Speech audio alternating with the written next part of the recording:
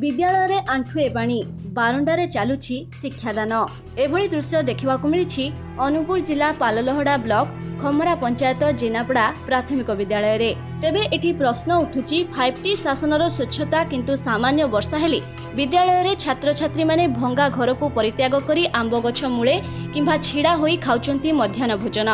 ना एठी अछि छात्र छात्री मानक पई खाइबा घर ना स्वच्छ परिवेश।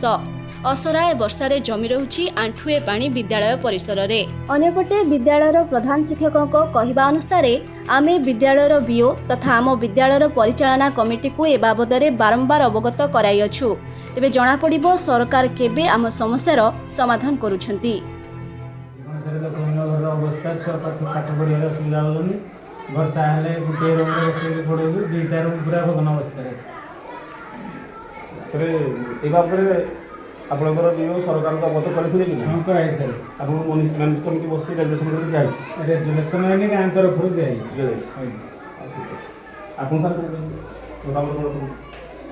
आमे चाहू कि घर दुईटा कंप्लीट हबो से निमित्त टिके हम प्रयास करिया।